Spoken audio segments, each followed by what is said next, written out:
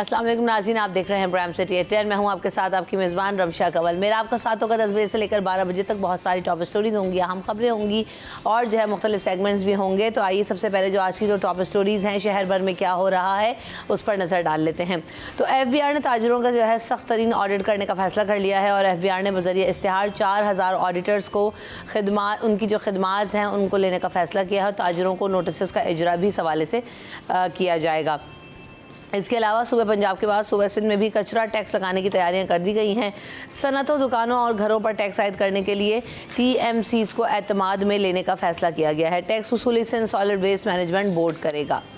इसके अलावा गवर्नर सिंध कामरान खान टिसोरी साहब की हिदायत पर गवर्नर हाउस के मुतसिल प्रेस क्लब चौक को जो है वो बरकी कुमकुमों से सजाया गया और सऊदी अरब की 94वें कौमी दिन की खुशी पे जो है पाक सऊदी अरब में जो है वो परचम लहरा दिए गए और गवर्नर सिंध साहब ने ऐलान किया था कि वहाँ पर इसको सजाया जाए ताकि पाकिस्तान और सऊदी अरब जो है दो तरफा ताल्लुकात एहतराम की बुनियाद पर इंतहाई मुस्तहकम हैं और हमें चाहिए भी कि हम सेलिब्रेट करें। तो आप ये देख भी रहे हैं कि बड़ा खूबसूरत तरीके से जो है वो चौरंगी को सजाया गया, लाइट्स लगाई गई, पाकिस्तान और सऊदी अरब के जो है वो परचम लगाए गए, वो काफ़ी ज़्यादा वहाँ पे रौनक लग जाई गई।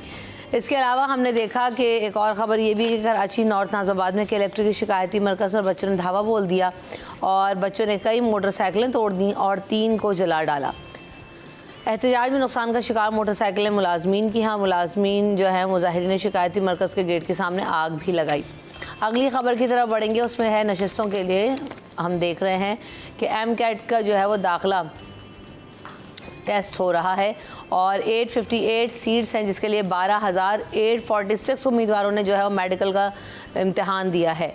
और कराची में मेडिकल एंड डेंटल कॉलेज की जानिब से रवां साल MCAT का जो है वो एग्ज़ाम हुआ। 12,846 उम्मीदवारों ने हिस्सा लिया और जो नशिस्तें हैं वो सिर्फ और सिर्फ 898 हैं, जिनमें से 746 ओपन मेरिट पर हैं और 112 जो हैं वो सेल्फ फाइनेंस की नशिस्तें हैं। तो ये भी हम देखने को नज़र आ रहा है। MKM पाकिस्तान ने अरकान असम्बली ने MD-CAT के दाखिले के इम्तहान के नाक़िस इंतज़ामात पर तशवीश का इज़हार किया है और सिंध हुकूमत ने वज़ारत सेहत इंतज़ामी बुनियादों पर मुकम्मल नाकाम जो है वो दिखाई दे रही है। MG-CAT के इम्तहान की भारी फ़ीस वसूल करने के बावजूद तलबा और तालिबात के लिए नाक़िस इंतज़ामात किए गए। ऐसा कहना है कि इम्तहानी मराकज़ में बैठने और पीने के पानी तक का मुनासिब इंतज़ाम नहीं था। तालिबात के साथ आए हुए वालिदैन के लिए भी कोई इंतज़ाम नहीं था और बहुत ही ज़्यादा लोग परेशान नज़र आए। इसके अलावा जमीयत उलमा इस्लाम के जो सरबराह हैं मौलाना फजल रहमान साहब, उनका कहना है कि मुल्क का आइन महफूज है और ना इदारे महफूज हैं। आइन पर अमल ना करने की वजह से आज पाकिस्तान एक इदारा जो है वो कमज़ोरी की तरफ जा रहा है।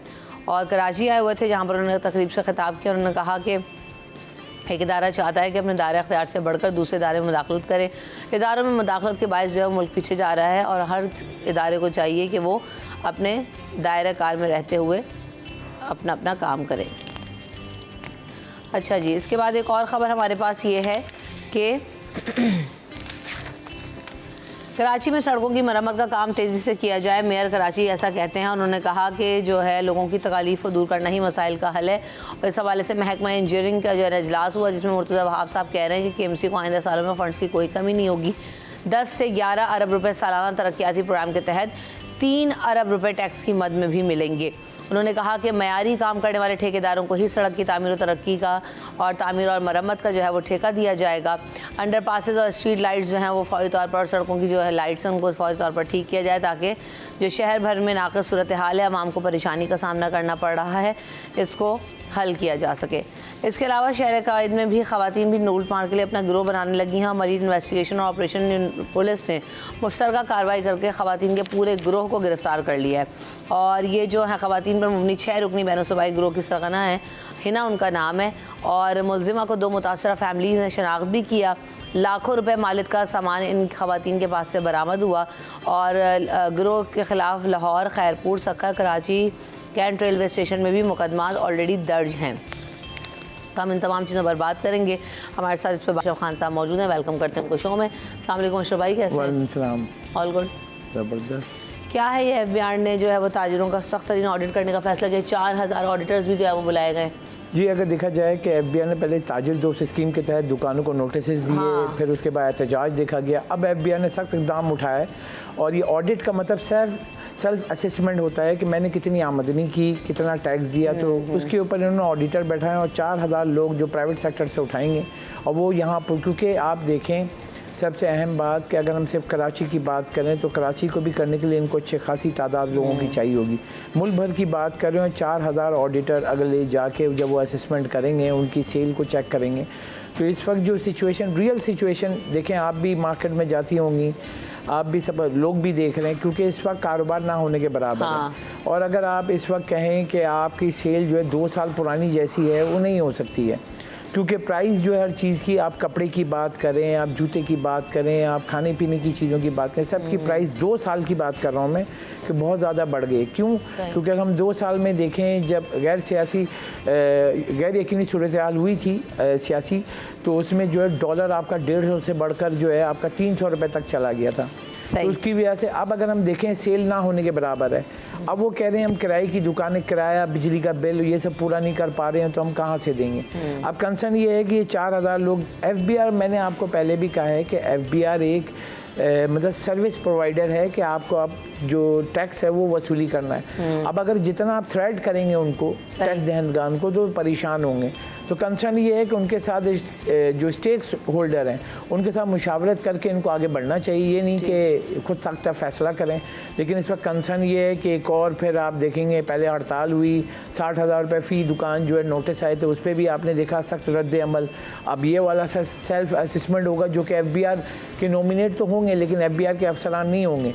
तो अब आप देखें ना कि ये क्या उनको जाने देंगे दुकानों पे? वो तो पहले ही कह चुके हैं FBR के लोगों को नहीं आने देंगे हम दुकानों पे, आपने देखा ही होगा। और दूसरी बात है, जब एंटिटी मौजूद है FBR की, तो भाई उनसे काम कराएं। वो लोग नहीं है ना इतने, क्योंकि मैं जब भी मीटिंग में गया हूँ तो वहाँ एक सवाल, तो आउटसोर्स होंगे फॉर द प्रोजेक्ट, या क्या होगा? आउटसोर्स करेंगे और उनको नहीं, सिर्फ प्रोजेक्ट के लिए होंगे। प्रोजेक्ट के लिए होंगे ना, क्योंकि जैसे मैं हूँ, आप, हम 3 लोग हैं, हम बैठे हमारी दुकानें अलग अलग जगह पे, तो FBR का ऑफिसर हर जगह पे जाके तो मेरी ऑडिट नहीं कर सकता ना। वो आएगा, वो आपका सेल चेक करेगा, आपका डाटा देखेगा, इनवाइस देखेगा, तो उसके बाद वो बना के देगा कि इसके ऊपर कितना टैक्स बनता है। अब ये है कि इसके ऊपर फिर रद्द अमल होगा, क्योंकि हमारे यहाँ टैक्स आसान की हम बात तो करते हैं, FBR बोलता तो है, लेकिन उसके ऊपर अमल दरामद कैसे होगा? सबसे बड़ी वजह ये, हमें ये नहीं पता है दुकानें कितनी हैं, हमें ये नहीं पता है इंडस्ट्री कितनी है, हमें ये नहीं पता, तो हमें इसका डाटा जमा करना पड़ेगा। फर्स्ट ये ऑडिटर अगर रख रहे हैं तो फर्स्ट FBR ये करे कि मुल्क भर में जो तमाम एसोसिएशन जो बोलती हैं ना हम टैक्स देते हैं, उनसे पूछें तो कितने हैं आपके मेंबर्स, उनका डाटा बनाएं, कितनी दुकानें। अगर आप किसी भी FBR को अगर हम ऑनलाइन भी लें, उनसे पूछें कि आप बताएं अपने रीजनल टैक्स ऑफिस के पास कितनी दुकानें हैं, नहीं बता सकते ना। आपके जो है फेडरल मिनिस्टर जो हैं, फाइनेंस मिनिस्टर, वो भी नहीं बता सकते, FBR का चेयरमैन नहीं बता सकते। तो कैटेगोरिकली बता रहा हूँ, हर मीटिंग में पूछा आप दुकानें बता दें भाई कि कितनी है। लास्ट 6 साल पहले जो असेसमेंट हुई थी, 55 लाख दुकानें पाकिस्तान में बताई थी। मैं 6 साल पुरानी बात, अब कितनी होंगी? अब तो बहुत होंगी। आप जाहिर सी बात है डाटा इसके लिए अब वो आपके पास डाटा कलेक्शन नहीं है, आपके पास इंडस्ट्री का डाटा नहीं है, आपके पास लोगों का इंडिविजुअल बेस्ड डाटा नहीं है। आप उसके ऊपर कह रहे हैं कि हम जो है इसको जो टैक्स नेट में ले आएंगे। अब IMF के कहने पर अगर आप इकदाम उठा रहे हैं तो आपको रियल फैक्ट भी तो देखना होगा।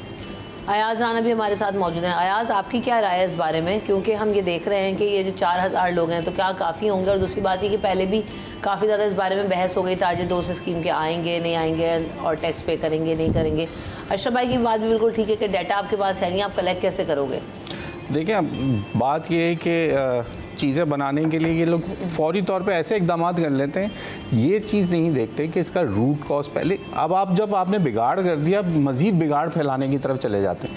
ये नहीं करते कि आप एक सिस्टम, हम बार बार एक बात कह रहे हैं कि इस निज़ाम के तहत आप नहीं चला सकते। आपने 77 साल चला लिए, अब खुदारा अब एक निज़ाम तो बनाए ना।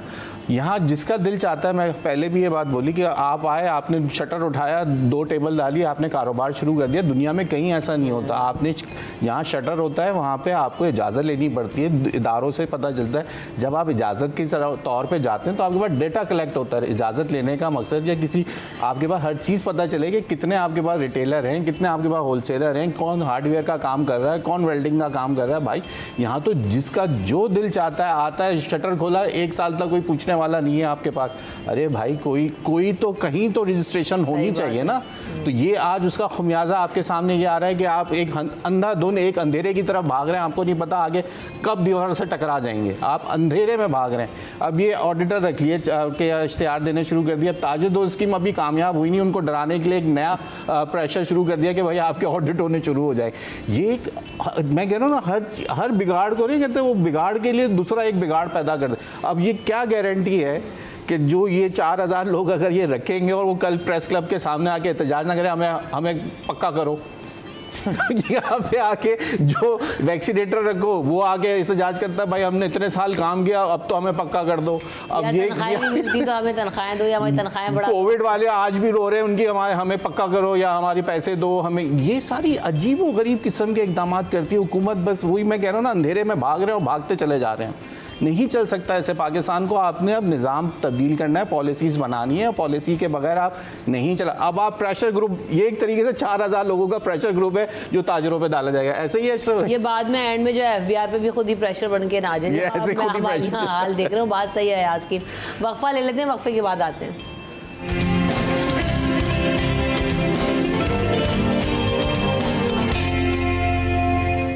Welcome back in city at 10। तो सूबे पंजाब के बाद जो है सूबा सिंध में भी कचरा टैक्स लगाने की तैयारियां हो गई हैं और सिंध सॉलिड वेस्ट मैनेजमेंट जो है वो उसकी वसूली करेगा और TMCs को जो है वो एक्साइड करने के लिए जो है वो ले लिया है, एतमाद में ले लिया गया है। तो आवाम गुज़िश्ता माह जो है MUCT के निफाज से परेशान थे और अब ये कहा जा रहा है कि सॉलिड वेस्ट कचरा टैक्स आवाम से वसूल करके अपने 15 अरब रुपये बचाने की कोशिश कर रहा है भाई। माशाल्लाह। नहीं तो अभी जो टैक्स ले रहे थे बिजली के बिलों में, वो कौन सा टैक्स था? वो KMC का था। अभी सॉलिड वेस्ट वो काम ना करने का टैक्स लगा था ना कि KMC को टैक्स काम ना करने इतना तो कचरा भी जनरेट हो रहा है। सॉलिड वेस्ट मैनेजमेंट जो है प्राइवेट इदारा वो जो है वो तो KMC के अंडर उन्होंने कहा था ना कि चलें उसके साथ मिलकर ये काम तो उन्होंने करना था। हमारे लिए थोड़ी कि आप इदारे बनाते हैं, हम हर इदारे को नया। अच्छा मैं एक बहुत सिंपल बताऊँ, एक है KMC कराची म्यूनसिपल कॉरपोरेशन, उसने फिर कॉन्ट्रैक्ट दिया किसको, Sindh solid waste management company बनी, उसने ठेका दिया चाइनीज़ कंपनी को। चाइनीज़ कंपनी ने 2 जगह पे उन्होंने शुरू किया, 7 अजलाएँ, 2 अजला पे, 3 अजला पे, 4 अजला। अब उन्होंने क्या किया कि जो चाइनीज़ कंपनी आके कचरा उठाएंगे भाई, क्योंकि KMC वाले उठा नहीं सकते हैं। अब वो उनके पास चीज़ें नहीं है, वो लाए अपनी मशीनरी लाए, वो लाए, फिर यहाँ लोकल लोगों को ही उन्होंने, वही KMC वालों को ही इन्होंने इधर रखा। अब वो डॉलर में ले रहे थे। अशरफ भाई मुझे आप एक बात बताएं, एक सीधी ज़बान में, KMC के जो है ना वो कोलैबोरेशन में कह लें, अंडर कह लें या कॉन्ट्रैक्चुअल कह लें, तो भाई वो यही होगा ना, मुझे इदारे ने कॉन्ट्रैक्ट पे अगर रखा है तो भाई मैं इदारे के पाबंद हूँ ना। देखे ना अब तो अभी जो टैक्स है ये अलग से नया, अब आप तो ये वही वाली बात है कि आप 6 वो बना लें और मैं 6 लोगों को अलग अलग टैक्स दूंगी। वही मैं बोला, जो KMC में बिजली के बिल में जो लग रहा है, हाँ। KMC का टैक्स जो है वो एक आप अलग ले रहे हैं। अब ये लेंगे, ये चाह रहे हैं कि पब्लिक जो है ना कुछ ना कोई रिस्पांस दे इसके ऊपर। प्रोवोक करने वाला काम है, ये प्रोवोक करने वाले काम है। देखिए कहीं ना कहीं कुछ तो रिएक्शन आता ही है ना, ऐसा नहीं है कि नहीं आता। अब जब के इलेक्ट्रिक के बिल्स के अंदर वो कचरा की जो फुटेजेस हमने देखी कि उनकी गाड़ियों में डाल के लोग जा रहे हैं, तो रिएक्शन देखिए आता है। ये चीज़ें तो नहीं है कि नहीं आता। अब आप इस तरह की चीज़ें करेंगे तो यकीनन आपके सामने रिएक्शन आएगा। लोग फिर करते हैं कि आप अब कितने टैक्स होंगे, फिर अदालतों में जाके ये एप्लीकेशंस लगेंगी, फिर एक लंबाई कहानी चीज़ें। मैं यही कहता हूँ ना, आप पत्नी क्या सोच रहे हैं, कौन लोग हैं ये बैठ के कौन सी पॉलिसी चल रही है, मुझे नहीं समझ। मैं चाह क्या रही है, यही मैं कह रहा हूँ कि समझ नहीं आ रही। टैक्स वसूल कर रहे हैं लेकिन काम तो देखें ना। देखें टैक्स क्यों कलेक्ट होता है, पहले तो ये कोई भी टैक्स अगर होता है ना उसके बदले रिस्पॉन्स सर्विसेज होती है। अब आप देखें कि मैं टैक्स दे रहा हूँ, अपनी इनकम टैक्स दे रहा हूँ, मैं विद होल्डिंग टैक्स दे रहा हूँ, मैं फिर एडवांस टैक्स दे रहा हूँ, मैं अपनी बात कर रहा हूँ। उसके ऊपर मैं जब जाके आगे चेक करता हूँ तो मुझे बताएं रिस्पॉन्स क्या मिल रहा है।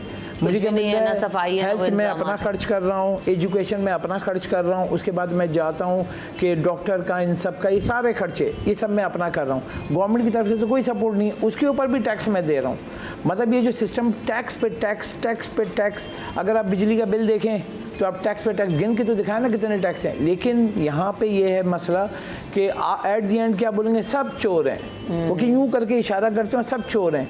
तो आप जो बैठे हुए हो हट हरामी के पैसे ले रहे हो आप हैं, मतलब आपके पास जो टैक्स कलेक्शन होता है, आप जो पैसे ले रहे हो फ्यूल के, फ्री फ्यूल हैं, आपको याद होगा मैं कितनी खबरें चलाई, सब कुछ फ्री है भाई। पेट्रोल, अगर ये पेट्रोल डलाएं तो इनको लग पता जाएगा, ये बिजली का बिल दें इनको लग पता जाएगा, जो आवाम कैसे दे रही है, कैसे परेशान है। लेकिन यहाँ पे फिर टैक्स लगा दो, फिर ये कर दो। भाई आप काम भी तो करके दिखाएं ना। हम इस मेगा सिटी की बात कर रहे हैं। अभी जो सबसे बड़ा कराची चैम्बर का इलेक्शन हुआ उसमें सिर्फ यही बात हो रही थी, सब आके बोल रहे थे भाई कि कराची चैम्बर मुल्क का सबसे बड़ा चैम्बर है, कराची के लिए आवाज़ बनो भाई आप।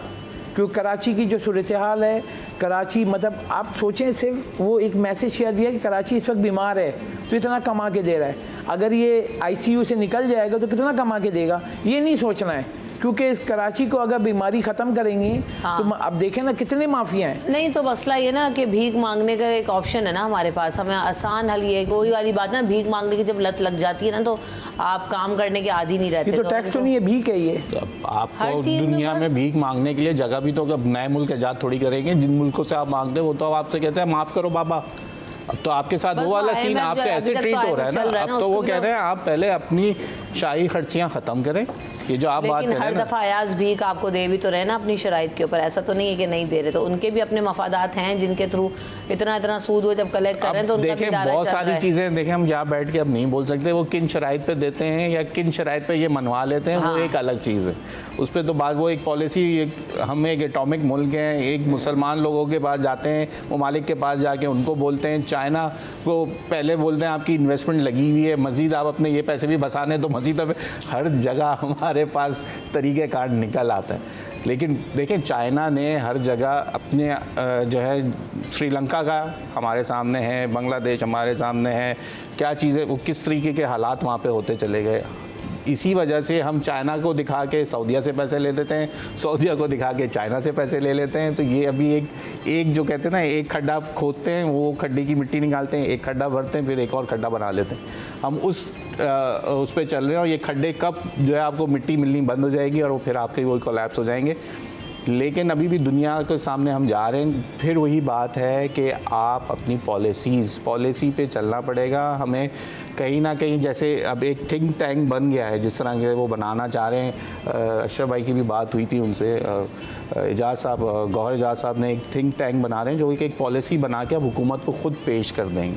उसके अंदर जितने बड़े बड़े माशी लोग हैं जो इस चीज़ को समझते हैं, वो एक नई इनके इदारों के अंदर उनकी कारकर्दगियाँ हैं, वो तजर्बा है, काम कर चुके हैं, काम कर रहे हैं और वो चाहते हैं कि ऐसी पॉलिसी हो। देखें 10 साल के लिए हमें कोई ना कोई अब पॉलिसी बनानी पड़ेगी। माशी पॉलिसी हमें चाहिए ही चाहिए। होता क्या है पॉलिसियों का, इदारों का यही होता है कि टैक्स कलेक्शन और ये सब, और उसके बाद जो है ना वो कूड़ेदानों में इनको उठा के इन पॉलिसियों को फेंक देते हैं। क्या हुआ, आपके पास सिंध सॉलिड वेस्ट मैनेजमेंट इदारा इसीलिए बना था ना कि चले जी बाहर के पैटर्न पे काम करेगा और जो है वो इस तरह से शहर भर से कचरा उठेगा। वो मुश्किल से 6 महीने हमने नहीं देखा। फिर आपने कहा कि जी हम आउटसोर्स कर देंगे, चाइनीज़ कंपनी कचरा उठाएगी। लियारी में आपने टर्किश कंपनी को बुला लिया है, वो कचरा उठाएंगे। उनको टर्किश में तो उनकी गलियां ऐसी नहीं होंगी, वो यहाँ पर आके उठाएंगे कचरा, उनको समझ में नहीं आएंगे लियारी के डायनामिक्स। अब मसला ये कि आपके पास आप ये कहते हो कि जी पॉलिसी या इदारे पर अमल दरामद करवाने के लिए भी वही लोग हैं आपके पास, छठे हुए बदमाश। आपको भी तो खुद भी तो सही होना है ना, बाय नेचर। तो मैं कह रही हूं आवाम ने भी तो सुधरने की जरूरत है। आप बाय नेचर करप्ट तो आप यकीन करें, आपको मैं दिखा देता हूं, अगर ऐसा नहीं है आप एक दफ़ा फिर रोड पे निकल के करके देख लें, ऐसी जगहों पे चलें वहाँ हम आउटडोर मॉर्निंग शो करते हैं, बैठ के आपको दिखाते हैं जहाँ से सफाई शुरू हुई और लोग कचरेदान में नहीं डालेंगे, बाहर फेंक के जाए। कुछ शहरी जिम्मेदारी भी तो है ना। अब आप लोग चाहते हैं पूरा काम हुकूमत कर दे, नहीं। आज भी शहर के बाज़ारों के अंदर बड़े जहाँ होटल बने हुए हैं, वो सड़कों के बीच फुटपाथ पे कचरा फेंकते हैं लाके। भाई कोई डब्बा ले आओ, नहीं आता मैं तो कहता हूँ मोहल्ले वालों को चाहिए कि वो खरीद के एक बड़ा डब्बा दे दे उन रेस्टोरेंट वालों को। ये भी तो एक देखें ना, शहरी जिम्मेदारियां भी तो होती हैं। जिन मुल्कों की आप मिसालें देते हैं उन लोगों के एथिक्स भी तो चेक करें। एथिक्स देखें, एथिक्स करवाने से और बनाने से आते हैं। जब उन्हें पता है यहाँ पे ना कोई कचरा उठाने वाला है, अगले दिन फिर इतना कचरा पड़ा होगा, रोडों तक होगा, तो कोई भी आके फेंक देता है। क्यों नहीं लगाए? सॉलिड वेस्ट मैनेजमेंट ने डब्बे लगाए थे और अगले 4 दिन के बाद मेरे अपने मोहल्ले से यहाँ से उठा के वो डब्बे दोबारा, और जब वो डब्बे लगे हुए थे तो सब लोग उस डब्बे में कचरा डाल रहे थे। ऐसा नहीं था कि वो कचरा वहाँ पर नहीं डल रहा था। तो बात ही आपके पास जगह क्या है, वही आपने गली के कोने पे कचरा कुंडी के नाम से उसको मंसूब किया होता है, सब फेंक रहे होते हैं। तो जिसका दिल चाह रहा है वो फेंक रहा है। जूस वाला भी गन्ने का कचरा जो है अपने ठेले के साथ ही फेंक के जा रहा है, और जो है वो रेस्टोरेंट वाला भी अपने फेंक के जा रहा है। तो मसला ये कि आपने मैकेनिज्म बनाया भी नहीं है। कहाँ हैं डब्बे जिनमें आप कचरा फेंकेंगे और उनमें से रोज उड़ भी जाता हो। लेकिन दुनिया में क्या फिर आप penalties नहीं लगा दुनिया सकते में क्या क्या? डब्बे कहीं स्पेशल जगह पे पड़े होते हैं? तो कहाँ होते हैं? हर इसी तरह रोड पे ही होते हैं। तो फिर मार्केट्स हमारे के अंदर ही यहाँ आप होते हैं। मुझे बता दें हमारे यहाँ कहाँ है? आपके पतली पतली जगहों पे हम आप जाएं ना, दुबई के अंदर तो गलियां, जो पुराना दुबई है जिसको आप बड़ दुबई कहते हैं, उसके हमारे अंदर यहाँ तो जाके आप चल के दिखा दें, इतनी पतली गलियां हैं, लेकिन वहाँ पे भी कचरे की डब्बे रखे होते तो हैं। आपके पास कहाँ है? यही तो मैं सवाल ये कर तो रही हूँ। होते यहाँ तो भाई आप पोल नहीं वहाँ बचते, पर आ आपकी गए, तार आपने नहीं पहले बचती वहाँ पे measure किया नहीं। तो यहाँ तो डब्बे आप तो चाह दूर रहे की हैं कि बात है ना है। वो कार्डियक सर्जरी हो ना, और पहले से आप बोलेंगे मैं दवाएं खाना शुरू कर दूं, तो देखिए ऐसा मैं नहीं ये हो नहीं कह रहा, सकता। मैं कह रहा हूँ देखिए इदारों को तनकीद करना बनता है, ये नहीं कह रहा कि वो 100% काम करें, लेकिन मैं ये कह रहा हूँ कि आपकी शहरी जिम्मेदारी भी है, वो भी आप अपनी शहरी जिम्मेदारी भी तो पूरी करें ना। जब आप तनकीद करने जा रहे हैं तो फिर हुकूमतें ऐसी आपके ऊपर थोपती हैं चीज़ें, क्योंकि आप माहौल गंदा कर रहे हैं ना। अच्छा भाई इस बात पे तो कुछ हंस रहे हैं, लेकिन बोल नहीं रहे कि शहरी जिम्मेदारी है कि नहीं है। पाकिस्तान में कराची वाला शहर है जिसके ऊपर जो गवर्नमेंट काम कर रही है ना बहुत ज़बरदस्त है। उसको क्या कहें इसको, मतलब ये तो पब्लिक कहती है कि इतना ज़बरदस्त काम कर रहे हैं ये माशाल्लाह से, और इससे अच्छा काम करना चाहिए इनको। मतलब कि आप जाके देखें तो ये ऊपर से कहते हैं बारिश होती है तो सड़कों की हालत हो जाती है। बारिश तो इस्लामाबाद में भी होती है, बारिश लाहौर में भी होती है, यहाँ पे तो थोड़ी सी बारिश हुई, शुक्र है तूफ़ान नहीं आया। उसके ऊपर जो हालत है पूरे शहर की, और 1.5 अरब रुपए सड़कों की मरम्मत के लिए। मैं गाड़ी पे बैठा के लेके घूमता हूँ जहाँ जहाँ से मैं जाता हूँ, मैं तो सिर्फ अपना रूट बता रहा हूँ। अभी भी मैं आ रहा हूँ स्टेडियम के सामने वाला वो पूरा इतना बड़ा गड्ढा है कि गाड़ी अगर जो है ना अगर स्लो नहीं निकालने टूट जाएगी। 1.5 फीट के गड्ढे हैं और वो पत्थर डाल दिए हैं उसमें। अब सोचें, चले मैं तो गाड़ी पे था, वो बाइक पे जो जा रहा है वो गिरेगा तो क्या होगा, अचानक से हड्डी टूट जाएगी। या खुदा के वास्ते आप लोग कुछ तो काम कर लो। आप बोल रहे हो कराची भी कह तो रहेंगे जल्द जी जी जी 1.5 अरब रुपए उनको दिए जाएंगे, 1.5 अरब रुपए। और आपने खबर भी पढ़ी कि जो यहाँ पे ये है कि ऐसे लोगों को देंगे जो अच्छा काम करते हैं। तो मुझे बताएं ना जिनको कॉन्ट्रैक्ट दिए में कौन सा अच्छा काम करता है, उनकी लिस्ट तो दें हमें बताएं कौन अच्छा काम। ठीक है, ये जो अभी बारिश के बाद का जो दे दिए, वो खबर अभी आज पड़ी है। उसमें कह रहे हैं कि जो अच्छा काम करेगा ना उसी को ठेका मिलेगा, रिलायबल लोगों को जो मयारी काम करेंगे उस पर नहीं। मतलब अब वो देख लेते हैं पूरा करने तो दें। नॉर्थ कराची एसोसिएशन के कराची चैम्बर तमाम जो है ये बोलते हैं कि इसमें 40% तो कमीशन चलता है। सब ने बोला ऑन रिकॉर्ड। अब नहीं कर रहे होंगे ना शायद मेयर साहब? नहीं मेयर साहब नहीं, नीचे कॉन्ट्रैक्टर। मेयर साहब कौन फिर आप लोग कहते हैं कि मेयर साहब तो बहुत अच्छा काम कर रहे हैं। यार आप लोग कैसी बातें करते हैं अशरफ भाई। मुझे एक बात बताएं कि आपके बगैर अप्रूवल के कौन करवाता है काम? तो उस वक्त उनको चेक करना चाहिए ना। यही मैं कह रही हूँ कि अगर आप ठेके दे रहे हैं तो स्क्रूड पहले क्यों नहीं कर रहे? अब वो ये और अगर आप कर रहे हैं तो अच्छा है भाई, बहुत अच्छी बात है कि कम से कम आपने कहा तो। लेकिन ऐसे कैसे चल रहा था कब से? मेयर कराची कल आए, 1 महीना हुआ इनको आए हुए, क्या टाइम हो गया? या इनकी मौजूदगी में कोई सड़क नहीं बनी तो फिर ठीक है। या इससे पहले जिन्होंने सड़कें बनाई तो क्या उनका कोई रिकॉर्ड नहीं है? क्या अशरफ खान बिल्डर था तो यार ये तो बड़ा अच्छा काम करता है, आज ने करप्शन की थी तो इस दफा पिछला रिकॉर्ड देख के अशरफ को दे दो। कैसी बातें करते हैं यार। वही तो सवाल कर रहा हूं। मजे की बात आपको बताऊं, जिन चीज़ों से ये बात कर रहे हैं, जिसने सड़क बनानी है कराची में 2 या 3 प्लांट हैं जो ये आपके डामर बना के आपको देते हैं। ये थोड़ी है कि कोई स्पेशल अगर बड़ा कॉन्ट्रैक्टर दे देंगे तो जहाँ प्लांट से काम माल बन के आना है वो 3 से 4 प्लांट है शहर के अंदर लगे हुए, वहीं से माल बन के आएगा। वही वाली बात है, जितना गुड़ डालोगे उतना ही मीठा होगा। अब जो पैसे ज़्यादा अच्छे देगा, पहले क्या होता था कि आप ईरानी डामर के साथ मिला के उसको बनाते थे तो वो आप देखते हैं कि गाड़ी चल रही होती भुरभुरा हो जाता है, चलते हुए ऊपर बारीक माल ऊपर आ जाता है। पहले ज़माने में हम क्या करते थे कि देखते थे वो जो आप बोल रही हैं जो पीला वाला पत्थर होता था जिसको हम रोड़ी बोलते हैं, रोड़ी का निकला हुआ उसका नाम ही रोड़ी पड़ गया। तो रोड़ी के साथ अब भी केएमसी ने दोबारा से उसके ऊपर आने की बात करी है कि हम बड़े पत्थरों के ऊपर जाके बनाएंगे, फिर उसके ऊपर वो गेड़ा डलेगा, गेड़े के ऊपर फिर वो मोटा माल डलेगा, मोटा माल के ऊपर बारीक माल डलेगा, फिनिश होगा। वो कहाँ हुआ ये सब?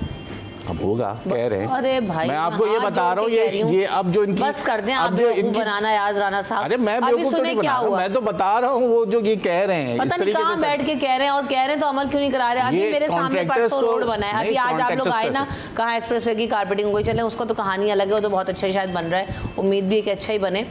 ये जो मैं जैसे क्या नाम है, अशरफ भाई की दुखती रग वो गुलशन वाला रोड है, क्योंकि रोज़ आते हैं, तो मेरी भी दुखती रग वो वाला रोड है जो हाईवे से आपको कनेक्ट कर रहा है। और मॉडल वाला जो रोड, जो रेड लाइन का ट्रैक है, आप जब चेक पोस्ट 5 से और आगे तक आते हैं मॉडल कॉलोनी एयरपोर्ट तक, तो जी उसकी सड़क, हाँ जिना एवेन्यू की बात कर रही हूँ, तो उसका एक ट्रैक उन्होंने कारपेट करके खोल दिया। यकीन करें उस ट्रैक पर से कल जाना पड़ा, मैं यहाँ खुश था कि यार नए ट्रैक पे गाड़ी चलाऊंगा, भगाऊंगा गाड़ी, बड़ा मज़ा आएगा।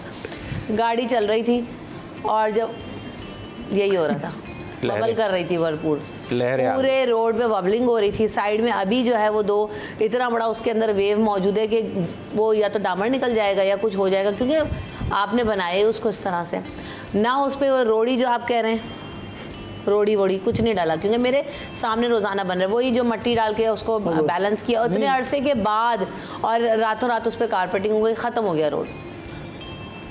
अब ऐसा लग रहा है जैसे मैं कॉन्ट्रैक्टर होगा और तर्जुमान बैठा हूँ KMC लेकिन चुप हो जाए इसलिए आप लोग। नहीं, देखिए मैं एक समझाने की कोशिश ये कर रहा हूँ कि ये हुकूमत इस तरह की चीज़ें बोलती है। अब ये जो, अरे बस तर्जुमानी छोड़ देना। मैं तर्जुमानी नहीं कर रहा, मैं बता रहा हूँ ये पेपर वर्क में लिखा हुआ है। लेकिन मेरा आगे की लफ्ज़ तो आप लोग पूरी होने नहीं देते, लेकिन 40% जो वो ले लेते हैं तो उस चीज़ को पूरा नहीं किया जाता, यही चोरी होती है। ये है असली बात। अब मेरा दुख ये है, ये आपका दुख नहीं है, ये हम सारी सबका बात दुख है सुन के कि मेयर कराची, अगर शहर कराची के मेयर है ना, तो उन्हें नहीं पता कि सड़क बन रही है, तो एक दफ़ा वहाँ पे भी जायजा ले लें। ये क्या कौन सी बड़े बड़े चीफ इंजीनियर विजिट करते हैं। जब हमने तो शहर में MNA फंड, आपको पता है ना कि करप्ट हो गए, तो फिर खुद भी निकल जाए। आपने तस्वीरें नहीं देखी जो MNA फंड से जो सारे MNA आगे खड़े होते हैं, वो डाल के सरिया डाल के वो भी चेक कर रहे होते हैं, उनको नफवा भी देंगे आपको कि ये 3 इंच गहरा भी है और ये 3 इंच वो। बात वही है बस।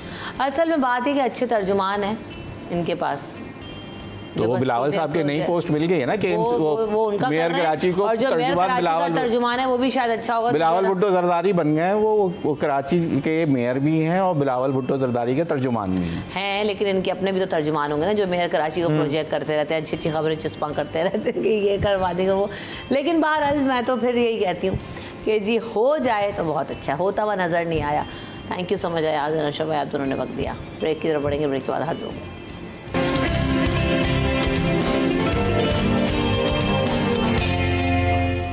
Welcome back in city at 10। तो जनाब आज हम आपकी मुलाकात करवाएंगे एक ऐसी होनहार तालिब इल्म से जिसने जो है वो अपने, हम कहते हैं कि बहुत सारे लोगों ने को अल्लाह ताला ने मुख्तलिफ सलाहियतों के साथ पैदा किया होता है। तो इस वक्त जो तूबा शब्बीर हैं हमारे साथ शामिल गुफ्तगू होंगी, इस शो का हिस्सा होंगी। उन्होंने टॉप किया है खुसूसी जो तलबा तालबात के इम्तहानात की कैटेगरी में, और 19 साल की तलबाएँ जिन्होंने इंटरमीडिएट का एग्ज़ाम दिया और टॉप किया, और जो है वो क़ुव्वत गोयाई और जो है सुनने की सलाहियत से तो महरूम है, लेकिन दीगर सलाहियतों से बहुत ज़्यादा माला माल हैं। और हम शाह फैसल कॉलोनी की रिहायशी हैं, कराची वालों का नाम रोशन कर रही हैं। किस तरह से पढ़ती हैं, कितनी मेहनत करती हैं और कैसे जो है ना ये गोल अचीव किया, तो आइए तूबा से जानने की कोशिश करेंगे। उनके साथ जो है उनकी बहन उरूबा भी हमारे साथ मौजूद होंगी, ताकि हम जो तूबा की बातें हैं उनको समझ सकें। तो आप दोनों को वेलकम करते हैं शो में। अस्सलाम वालेकुम। सबसे पहले तो मेरी तरफ से तूबा को बहुत सारी मुबारकबाद दें, क्योंकि ये आसान काम नहीं है, ये एक बहुत मुश्किल काम है। तो तूबा को हमारी तरफ से बहुत सारी मुबारकबाद। थैंक यू, वाह ज़बरदस्त।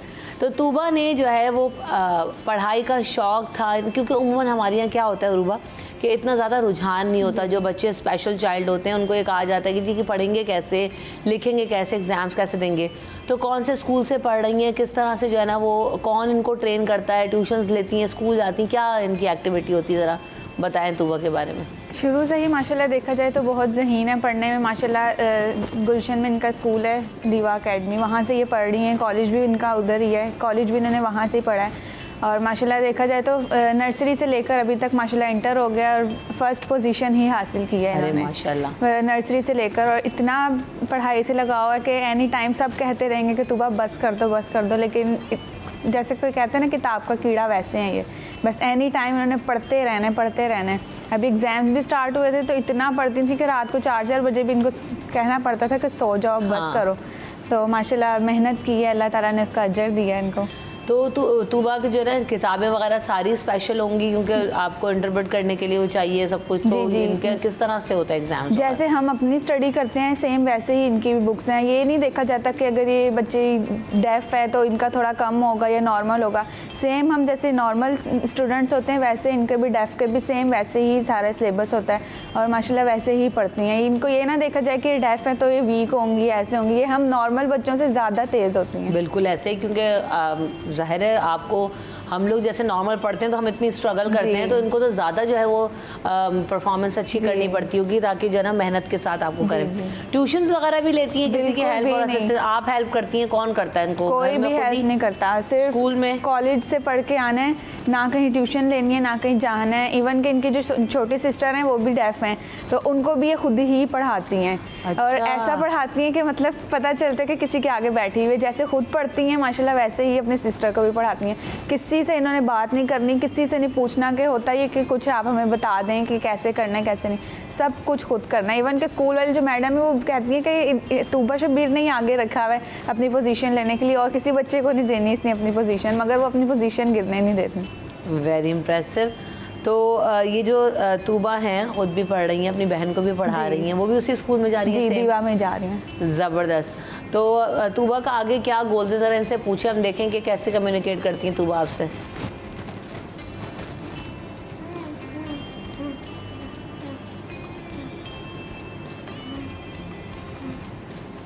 कह रही हैं अभी इंटर मैंने यहाँ पे कर लिया, मेरा गोल है मैंने स्कॉलरशिप लेनी है और मैंने बाहर जाके पढ़ना है, मैंने यहाँ पे नहीं पढ़ना। इंशाल्लाह अल्लाह ताला जो है वो आपको आपका गोल कंप्लीट भी करवाए। अच्छा, फील्ड किस चीज़ में इंटरेस्ट है पूछें? पढ़ाई में सबसे फेवरेट सब्जेक्ट्स क्या हैं? और आगे जाके जैसे होता है ना कि मुझे इंजीनियरिंग करनी है या डॉक्टर पढ़ना मेडिकल पढ़ के जो है वो डॉक्टर बनना है, तो क्या इनका इंटरेस्ट क्या है पूछें?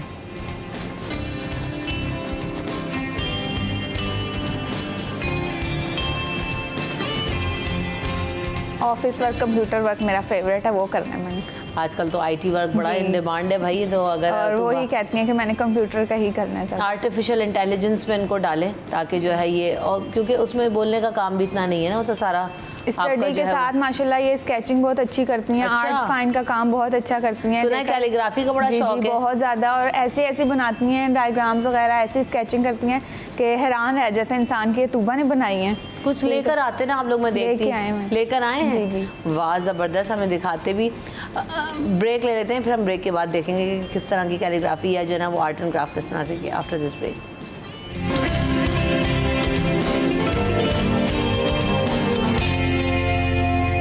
Welcome back in city at 10। तो हम बात कर रहे हैं तूबा के हवाले से। तूबा ने टॉप भी किया है, लेकिन मैंने जैसे आगाज़ में ही कहा था ना कि ये स्पेशल जो लोग होते हैं उनके पास स्पेशल अल्लाह ताला ने हुनर रखे होते हैं, स्पेशल सलाहियतें रखी होती हैं। तो खाली पढ़ाई में ही तूबा तेज़ नहीं है, दीगर चीज़ों में भी बहुत ज़्यादा जो है वो एक्टिव नज़र आ रही हैं, तेज़ नज़र आ रही हैं।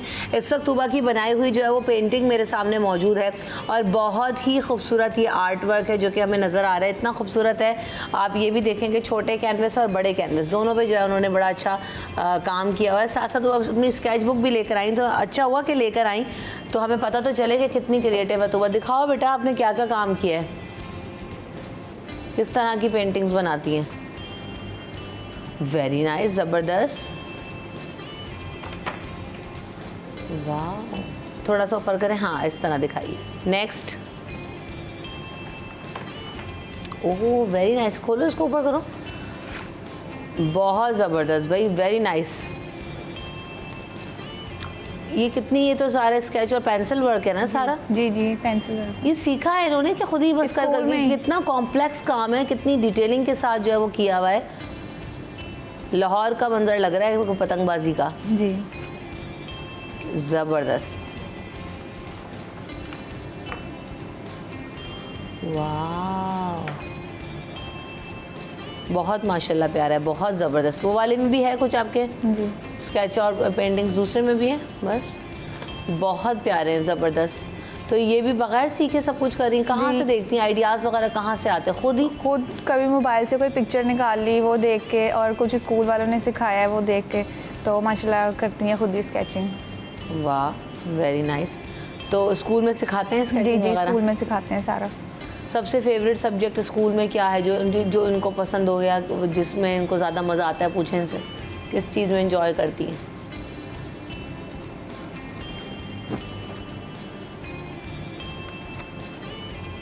फ़ाइन आर्ट मेरा सबसे बेस्ट है, सबसे बेस्ट मैं फ़ाइन आर्ट करती हूँ, मेरा ये बेस्ट है।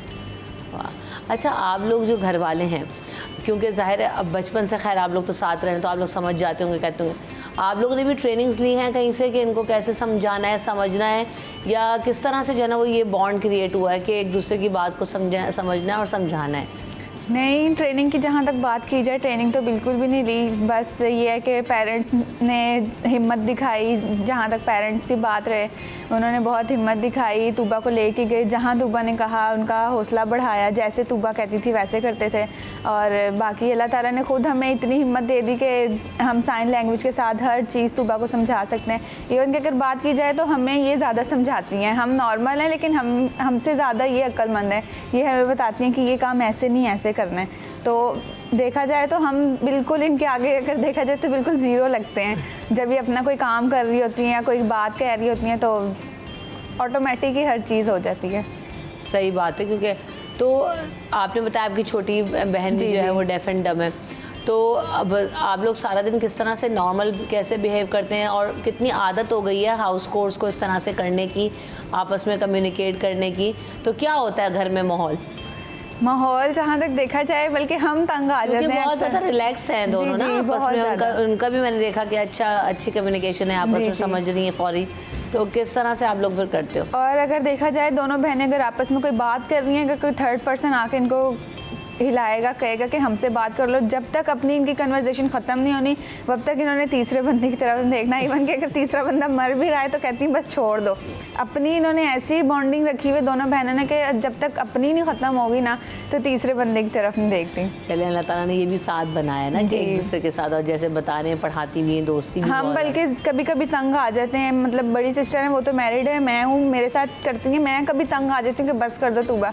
लेकिन जहाँ तक मम्मा की बात की जाए, फादर की बात की जाए, मम्मा पापा इतना करते हैं कि बिल्कुल वो तंग नहीं आते, वो बल्कि कहते हैं कि जो बात हो रही है वो भी इनको बताओ कि कैसे हो रही है। सही बात है, और क्या, बच्चे जब ज़्यादातर कम्युनिकेट करते हैं, पार्ट होते हैं, तो और ज़्यादा एंगेज रहते हैं और अच्छी परफॉर्मेंस हो जाती है। अच्छा, पढ़ने का जो है ये फैसला अम्मी और अब्बू में से किसने लिया, या तूबा ने खुद लिया कि मुझे पढ़ने? आपने नर्सरी में तो खुद फैसला नहीं लेते, तो यकीनन किसी ने कराया होगा कि नहीं हमें अपने बच्चों को पढ़ाना है या आगे बढ़ाना है। उमूमन सोशल प्रैक्टिस हमारी है कि छोड़ो यार, कौन करेगा, अब तो बच्चा को खुद समझ तो कुछ आएगा नहीं, तो उनको घर में बिठा लेते हैं। बिल्कुल। तो किसका डिसीजन था ये अरूबा? डिसीजन तो पेरेंट्स का ही था, जाहिर सी बात है, जब छोटी थी खुद तो डिसीजन नहीं ले सकती थी, पेरेंट्स का ही था। तो यही कहा, आपकी वाली बात जैसे आप कह रही हैं कि अक्सर लोग होते हैं वो खानदान वाले ही कह देते हैं, लोग भी बेवकूफ़ी कर रहे हो, कौन करेगा। तो खानदान वाले कहते हैं ऐसे कि क्या फ़ायदा पढ़ाने का, लेकिन पेरेंट्स ने हिम्मत दिखाई, हर जगह लेके, माशाल्लाह इतनी हेल्दी होती थी, लेके जाने में भी बहुत प्रॉब्लम होती थी, लेकिन इसका क्रेडिट हम अपने पेरेंट्स को देते हैं कि उन्होंने माशाल्लाह नहीं किया, कि पढ़ाया कि कुछ बनेंगी इंशाल्लाह। और माशाल्लाह हमारे पेरेंट्स की ही मेहनत आज रंग लेके आई, जो इनको यहाँ तक लेके आई है, हमें भी यहाँ तक लेके आई है। हमारा प्राउड है तूबा, माशाल्लाह इतना इन्होंने सर फ़ख्र से बुलंद किया। अच्छा, तूबा से पूछेंगे, तूबा कह रही है मैं बाहर जाके पढ़ना चाहती हूँ, तो क्या वजह है कि यहाँ पे क्यों नहीं पढ़ना चाह रही हूँ, और अकेले फिर इनको कैसे असिस्ट करेंगी? इन्होंने क्या सोचा है इस बारे में, कैसे कर लेंगी सब काम अकेले?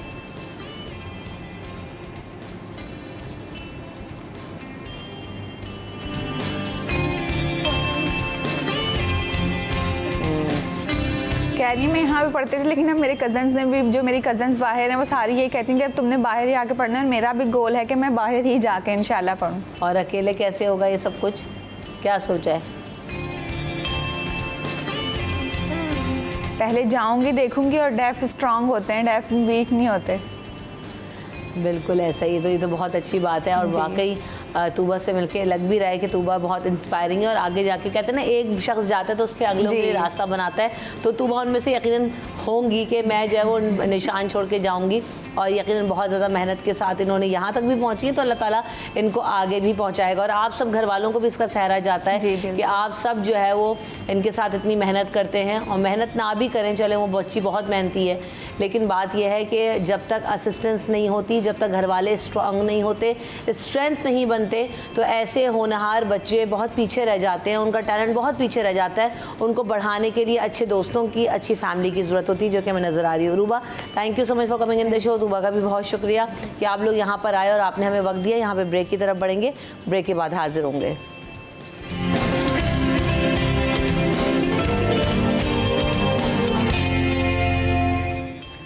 Welcome back in city at 10। तो जनाब आज हम बात करेंगे international sign day, language day जो है वो मनाया जा रहा है और इसका मकसद यही है, अभी हमने थोड़ी देर पहले भी देखा कि तूबा से आपकी मुलाकात हमने करवाई कि जो बच्चे बोलने और सुनने की सलाहियतों से महरूम होते हैं तो उनको यकीनन बहुत सारी तरह की असिस्टेंस की ज़रूरत होती है और साइन लैंग्वेज जो है वो इसमें एक बहुत बड़ा टूल है, बहुत बड़ा स्किल है। तो इस हवाले से जो पाकिस्तान के एक्सपर्ट्स हैं वो आज हमारे साथ शामिल गुफ्तगू होंगे, शो का हिस्सा होंगे और हम उनसे जानने की कोशिश करेंगे कि इस लैंग्वेज को सीखने में कितना वक्त लगता है, कैसे पढ़ाया जाता है, क्योंकि अभी तूबा की हमने देखा कि उनके पास जो है वो पढ़ रही हैं तो उनको किस तरीके से इन बच्चों को पढ़ाया जाता है, स्किल्स सिखाए जाते हैं, कैसे जो है मुआशरे का कारामद शहरी बनाया जा सकता है, घर वालों का इसमें रोल क्या होता है, उनको सीखने की ज़रूरत है नहीं है, इन तमाम चीज़ों के बारे में हम बात करेंगे। हमारे साथ हमारे मेहमान मौजूद हैं, इकरा वसीम हमारे साथ मौजूद हैं, आप साइन लैंग्वेज एक्सपर्ट हैं। अकील रहमान साहब मेरे साथ मौजूद होंगे जो कि साइन लैंग्वेज इंटरप्रेटर हैं और क्लिनिकल ऑडियोलॉजिस्ट हैं। Welcome to the show. Mehreen Iftikhar को भी वेलकम करेंगे शो में, आप पाकिस्तान जो है साइन लैंग्वेज की रीजनल मैनेजर हैं। Welcome to the show Mehreen, अस्सलाम वालेकुम आप सबको। तो इंटरनेशनल डे तो मनाया जा रहा है लेकिन यकीनन बात यही है कि अभी हमने तूबा की मिसाल भी देखी कि वो बच्ची अच्छा पढ़ रही है, स्केचिंग भी कर रही है, आर्ट एंड क्राफ्ट भी उसका बहुत अच्छा है। तो ऐसे बच्चों को पढ़ाने के लिए बहुत सारी सलाहियतों को हमें ख़ुद भी अपने अंदर पैदा करना पड़ता है, हम सब भी साइन लैंग्वेजेस सीख कर नहीं आए। तो किस तरह से महरीन इनको सीखते हैं, किस तरह से आगे मुंतकिल करते हैं और क्या इनके टूल्स और जो है वो हैक्स हैं कि घर वाले भी सीख जाते हैं? देखिए साइन लैंग्वेज जो है ना वो सबसे इम्पॉर्टेंट फैक्टर है और एक लैंग्वेज है।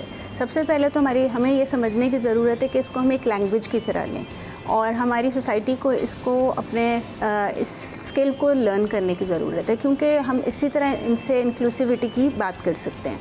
अब जब हम बात करते हैं इंक्लूसिविटी की तो फिर इसका मतलब है कि जितने लोग हैं, चाहे वो हम हैं, टीचर्स हैं, पेरेंट्स हैं, इवन जो ऑर्गेनाइजेशंस हैं, उन सबको ये साइन लैंग्वेज सीखना ज़रूरी है, क्योंकि ये कम्युनिकेशन बैरियर जो है बेसिकली इनके स्किल्स को इफ़ेक्ट करता है। Otherwise they can do anything, मतलब उनके पास हर किस्म की स्किल होती है। तो इसके लिए ज़रूरी है कि साइन लैंग्वेज की जैसे अब डेफ रीच में है तो डेफ रीच में हम लोग जो हैं पेरेंट्स की सेपरेट क्लासेस करते हैं ताकि जो बच्चों के बैरियर्स हैं पेरेंट्स के साथ वो ख़त्म हो सकें, वो अपने बच्चों के साथ उनकी फीलिंग्स, इनके इमोशंस, इनके प्रॉब्लम्स जो हैं वो शेयर कर सकें। इसी तरह हम लोग साइन लैंग्वेज ट्रेनिंग की क्लासेस कंडक्ट करते हैं with the collaboration of different organisation, ताकि वहाँ पर जो उनके एम्प्लॉयज़ हैं वो साइन लैंग्वेज सीख सकें और वो जब साइन लैंग्वेज सीखें तो वो उनके जो एम्प्लॉयज़ हैं उनके साथ उनका अच्छा इंटरेक्शन हो और जो डेफ है वो अच्छे तरीके से परफॉर्म कर सके। क्योंकि देखिए ये बिल्कुल इसी तरह ही है कि अगर मुझे एक ज़बान नहीं आती और आप मुझे उस ज़बान में सिखाने की कोशिश कर रहे हैं, ठीक है, तो अब वही बात है कि वो मेरी लैंग्वेज नहीं है तो मेरी परफॉर्मेंस इफ़ेक्ट करेगी। लेकिन अगर आप मेरी ज़बान में मुझसे बात करेंगे तो मेरी परफॉर्मेंस बेस्ट हो जाएगी। अब हमारे पास जनरली एक देखा जाए सोसाइटी में हम लोग अक्सर डिस्कस करते हैं कि डिफरेंट कंट्रीज़ में लोग जो हैं वो डेफ जो हैं असम्बलीज़ में बैठ रहे हैं, ठीक है, वो डिफरेंट हाई लेवल की जॉब्स भी कर रहे हैं। इवन पाकिस्तान में भी जहाँ पे पेरेंट्स सपोर्टिव हैं, जहाँ टीचर्स सपोर्टिव हैं, ऑर्गेनाइजेशन सपोर्टिव हैं, वहाँ पे वो डिफरेंट अच्छे लेवल की ऑर्गेनाइजेशन वाइट कॉलर जॉब्स कर रहे हैं। तो मैं तो आज के दिन पे सबसे पहले ये कहूँगी कि हमें ख़ुद को ठीक करने की ज़रूरत है, बनस्बत कि हम ये कहें कि एक डेफ जो है वो बिल्कुल ऐसा ही है, वो ऑलरेडी इतने चैलेंजेस के साथ पैदा हुआ है तो हमें उसको असिस्टेंस प्रोवाइड करने की ज़रूरत है।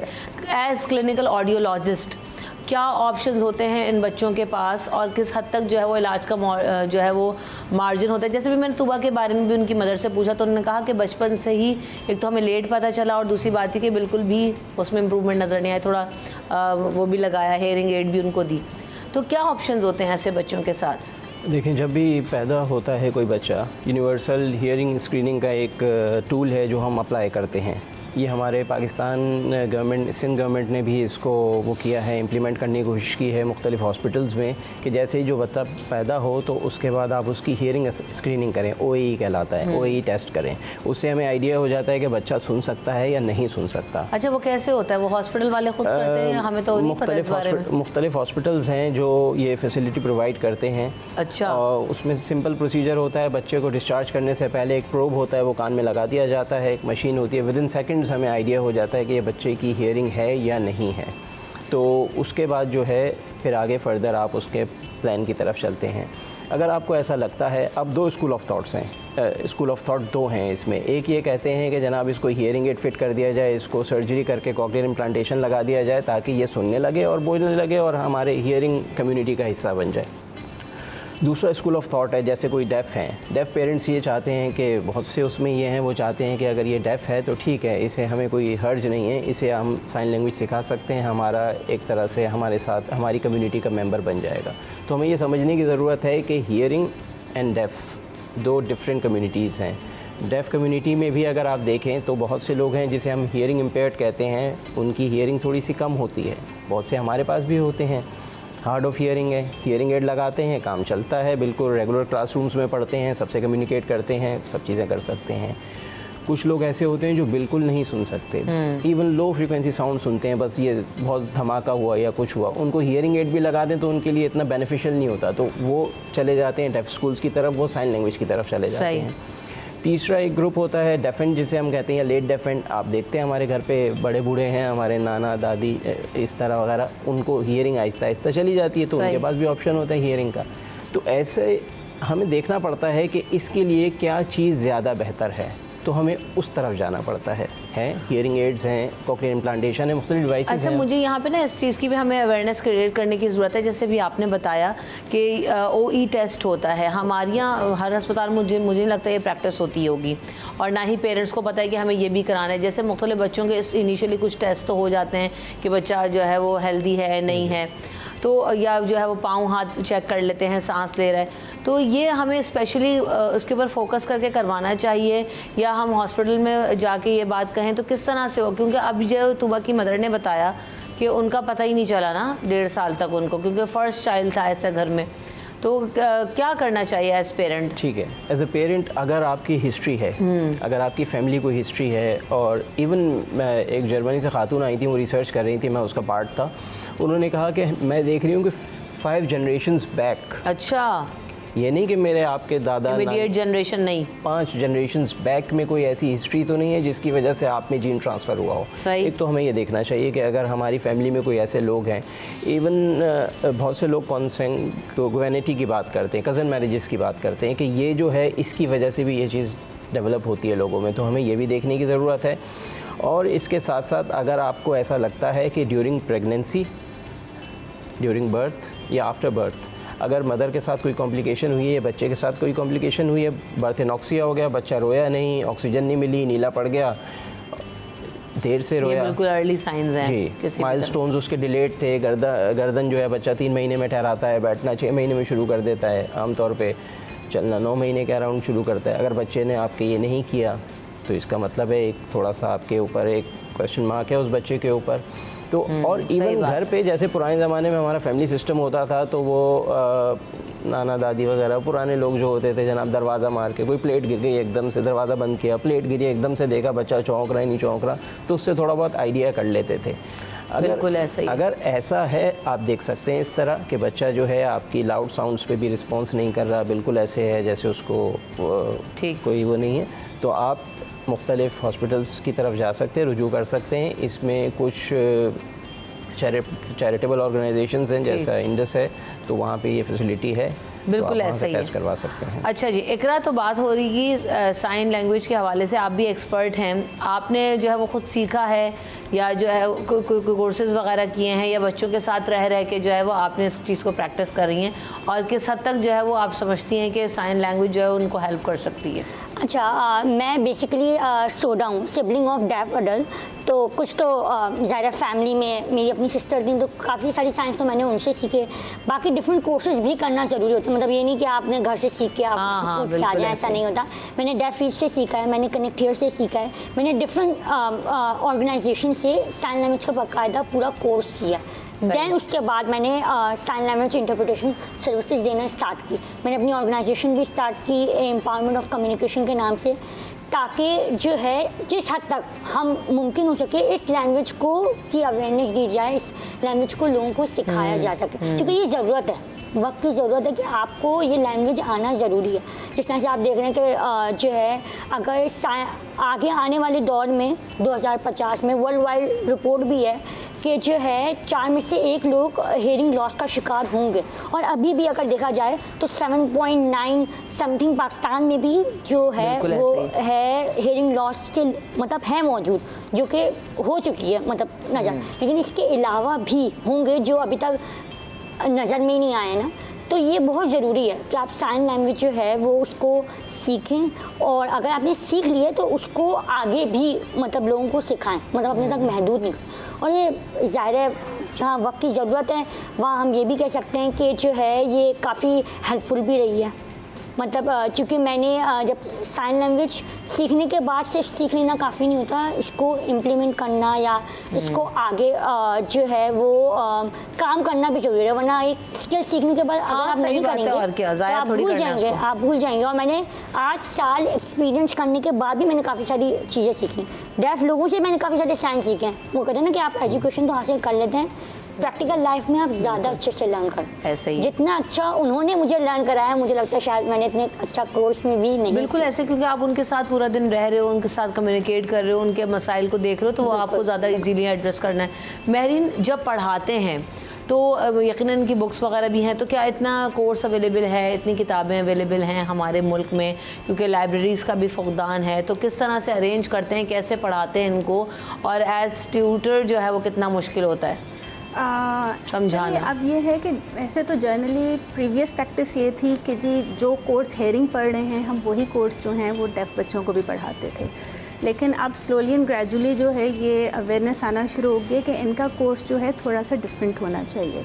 तो अब डेफ रीच भी कोलैबोरेट कर रहा है सिंध गवर्नमेंट के साथ भी, और दे आर वर्किंग के हम कोर्स जो हैं थोड़ा डिज़ाइन करें इनके लिए स्पेसिफिकली, जो कि क्योंकि इनका बेसिकली ज़्यादातर कोर्स विजुअल बेस्ड होता है, ये विजुअल बेस्ड लर्निंग करते हैं। आप जितना ज़्यादा रिटन कंटेंट होगा ये इनकी जो है कैपेसिटी को डाउन करता है, क्योंकि ज़ाहिर बात है इतनी ज़्यादा रीडिंग जो है वो मुश्किल होती है, हम कॉम्प्लेक्स वर्ड्स इस्तेमाल करते हैं। बिल्कुल इसी तरह ये कि मैं अभी एक कॉम्प्लेक्स वर्ड आपसे बोलूँ और आपने कभी ज़िंदगी में ना सुना हो, तो आपके लिए तो वो बिल्कुल नई चीज़ है कि यार मैंने तो कभी ये सुना ही नहीं, तो मुझे इसका तो मतलब भी नहीं पता।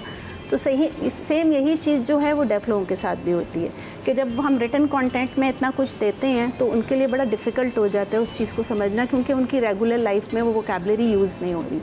फिर और इसका दूसरा प्रॉब्लम यह है कि हम एक वक्त में उनको 3 लैंग्वेजेस सिखा रहे होते हैं, उर्दू भी सिखा रहे हैं, हम इंग्लिश भी सिखा रहे हैं, हम साइन लैंग्वेज भी सिखा रहे हैं। तो बेसिकली उनकी फ़र्स्ट लैंग्वेज है साइन लैंग्वेज, और फिर उसके बाद हम प्रेफर करते हैं कि इंग्लिश उनके लिए ज़्यादा आसान होती है क्योंकि वो रेगुलर कम्युनिकेशन में इंग्लिश का यूज़ करते हैं, तो हम उसको प्रेफर करते हैं। तो इसलिए ये ज़रूरी होता है कि हम इनके लिए जो है ना कोर्स ऐसा डिज़ाइन करें कि जो उनके लिए इजी हो, विजुअली हो।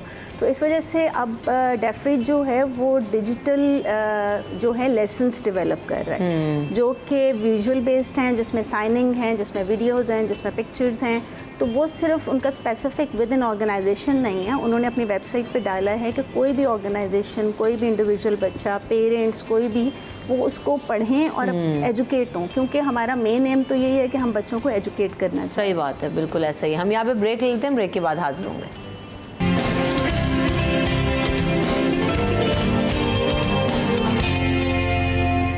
Welcome back in city at 10। तो जनाब आज जो है वो बड़ा अहम दिन है। शहबाज शरीफ साहब जो है हमारे अब सबके ही पसंदीदा भी हैं और जो है काफ़ी ज़्यादा मकबूल पॉलिटिशियन भी हैं, तो आइए उनको बर्थडे विश करते हैं। वापस आते हैं अपने टॉपिक की तरफ। हम जाने से पहले जिस तरह से बात कर रहे थे कि पढ़ाई और जो स्किल इनको सिखाना है, जैसे आर्ट एंड क्राफ्ट बच्चे सीख रहे हैं, उनकी अभी तूबा की वालदा ने बताया बहुत अच्छी कुकिंग कर लेती हैं, बहुत अच्छी स्टिचिंग कर लेती हैं, तो सारी चीज़ों में बहुत तेज़ हैं। आपकी जो सिस्टर हैं जो डेफ एंड डम में, वो क्या क्या पढ़ाई कर ली उन्होंने, कहाँ हैं, क्या क्या जो है उनको स्किल्स आते हैं और किस तरह से जो है वो सोसाइटी का पार्ट बन चुकी हैं? अच्छा, माशाल्लाह से वो कहते हैं ना कि लोगों के ना जहन अजीब, मतलब वो लोग समझते हैं कि शायद ये डेफ है तो ये कुछ कर नहीं सकते, जबकि ऐसा नहीं है। अल्हम्दुलिल्लाह मेरी सिस्टर अच्छी कुकिंग भी करती हैं, जो है उन्हें दीवा अकेडमी से जो है वो इंटरमीडिएट कंप्लीट करने के बाद माशाल्लाह से वो मैरिड हैं, अपना पूरा घर संभाल रही हैं। और इसके अलावा उन्हें आर्ट एंड क्राफ्ट में बहुत ज़्यादा दिलचस्पी थी, तो जो है वो वॉल आर्ट करती थी, मतलब हमारा पूरा घर जो है वो उन्होंने ही मतलब जो है ना वो करके रखा था। इसके अलावा उनकी स्टिचिंग में बहुत अच्छे होते हैं, मतलब मैंने डिफरेंट उसमें है उनकी स्टिचिंग स्किल्स बहुत अच्छी हैं। तो मतलब ये कहना कि सोसाइटी का एक बहुत अहम रोल प्ले कर रहे होते हैं ये लोग, किसी भी चीज़ की कमी नहीं होती। मतलब सही अभी आप बात ये है। समझ लें कि हम समझ रहे होते हैं, लेकिन वैसे ये अल्लाह बहुत ताला इनको बहुत सी आप आयतों से मालामाल किया। जहानत की कोई कमी नहीं है, आप इनके उसमें रहेंगे, इनसे ज़्यादा ग्राफिक डिज़ाइनर कोई नहीं होगा, बहुत अच्छी ग्राफिक वीडियोग्राफर होंगे, जो है वो ये कह सकते हैं कि आप इनमें किसी भी चीज़ की कोई भी कमी नहीं है। मेरी बहन ने खुद बहुत सारी जो है वो मुख्तलिफ़ किस्म की पेंटिंग्स वगैरह में पार्टिसिपेट, एग्जीबिशन में वो करते हैं, बेहतरीन शेफ़ होते हैं। मतलब मेरे अपने जो क्लाइंट्स ये कह लें या मैं जिनके साथ बहुत ज़्यादा काम करती हूँ, एक ने जो है वो अपनी ट्रैवल एजेंसी स्टार्ट की है डेफ लोगों, मतलब 3 डेफ हैं, उन्होंने मिलकर एक ट्रैवल एजेंसी स्टार्ट की है जो कि उम्रा और हज पे लोगों को भेजते हैं। इसके अलावा मुख्तलिफ जगहों पे भेज रहे हैं, हर काम ही कर रहे हैं। आप मतलब हर देखें तो चीज़ हर कर रहे फील्ड हैं। ऑफ लाइफ से जब आप स्टॉक एक्सचेंज में देखने आपको नजर आएंगे बहन के मियाँ बड़े खुश रहते होंगे कि बोलती कुछ है वो नहीं। KFC में जॉब करते हैं, वो KFC में जॉब करते हैं, वो खुद भी बेगमात की टटर से बचने के नहीं, लिए वो खुद भी डेफ हैं, तो वो KFC में जॉब करते हैं, एक वाह, मैनेजर की जबरदस्त। पोस्ट पर हैं। तो मतलब कोई भी चीज़ की कमी नहीं है माशाल्लाह से, हर चीज़ में ये लोग आगे होते हैं। बिल्कुल, ये सिर्फ हमने कम्युनिकेशन गैप है। ये हमने समझा हुआ है। ये हमारे और टैबूज थे, ख़त्म होते जा रहे हैं अब। कितना जो है ना फ़र्क आ गया पिछले ज़माने से लेकर अब तक लोगों की इस अंडरस्टैंडिंग में। क्योंकि क्या होता है, मैंने अभी तूबा की भी बहन से सवाल किया कि जब इस तरह का कोई बच्चा घर में आ जाता है ना तो एकदम सब शौक में चले जाते हैं, और मिलता भी है शौक। फिर होता आहिस्ता आहिस्ता ये होता है अमूमन प्रैक्टिस, इसको पढ़ा के क्या करोगे, उसको समझ तो कुछ आएगा नहीं। तो अब इतने अरसे में इतनी अवेयरनेस के बाद कितना चेंज आपने देखा अकील साहब इन लोगों के साथ ताल्लुक़ होने के बाद? तो अब फ़र्क आया है काफ़ी हद तक? बिल्कुल फ़र्क आया है, जैसे जैसे अवेयरनेस बढ़ रही है। जैसे हम बात करते हैं इशारों की ज़बान की, तो 2017 में जब यूनाइटेड नेशंस का एक कन्वेंशन हुआ, उसमें उन्होंने कहा कि ये जो है ये एक बच्चों का हक है, ऐसे लोग जो सुन नहीं सकते, समाज से महरूम हैं, उन्हें साइन लैंग्वेज प्रोविज़न की जाए, उनको साइन लैंग्वेज सिखाई जाए, साइन लैंग्वेज में कम्युनिकेट किया जाए, सारे बैरियर्स को ख़त्म किया जाए। तो आहिस्ता आहिस्ता वो चीज़ पाकिस्तान में भी हुई। पाकिस्तान में जो है ड्राइविंग लाइसेंस के लिए बहुत अरसे जद्दोजहद चल रही थी। तो सिंध गवर्नमेंट पाकिस्तान की पहली गवर्नमेंट थी जिसने ऐसे लोगों को ड्राइविंग लाइसेंस का इजरा किया। उसके बाद आहिस्ता आहिस्ता सिंध गवर्नमेंट ने जो है एक मिनिस्ट्री डेवलप की इनके लिए, पर्सन विद डिसेबिलिटीज़ के लिए, जो department of empowerment for person with disabilities कहलाता है, DPD। उसके बाद आहिस्ता आहिस्ता अब हम देख रहे हैं चीज़ें जो हैं वो बढ़ती जा रही हैं। फिर मुख्तलिफ एसोसिएशंस हैं, Pakistan association of the deaf थी, दानिश कदा है, JS अकेडमी है, डेफ रीच वाले हैं, इन लोगों ने काम करना शुरू किया। कनेक्ट हियर ने थोड़े से लोगों को जो है वो काम करना शुरू किया। तो लोगों को पता चलने लगा कि ये डेफ जो हैं हमारे, ये भी ऐसा नहीं है कि इसको सिर्फ आपने जो है जनाब कोई PN बना देना है या नायब कासिद बनाना है या कुछ।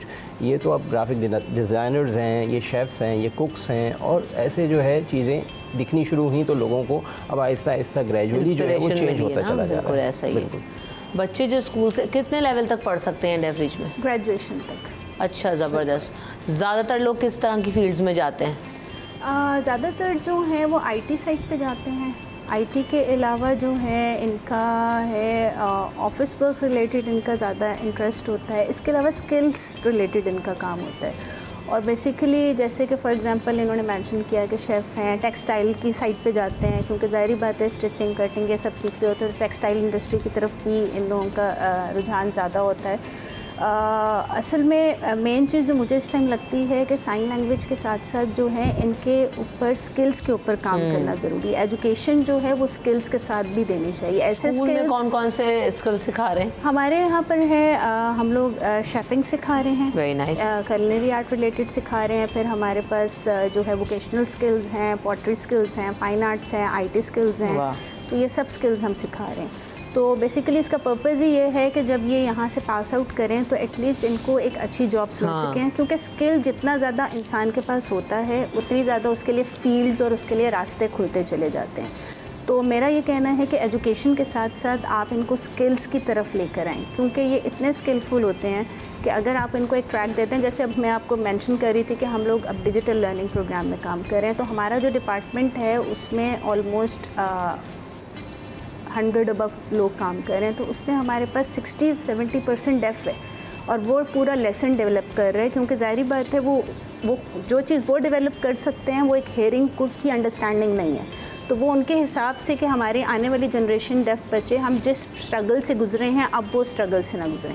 तो वो उस हिसाब से उसको डेवलप करें। तो बेसिकली अगर हम उनको ट्रैक और फील्ड्स प्रॉपर दें तो वो अपनी जो हैं स्किल्स को प्रूव कर सकते हैं। ज़बरदस्त।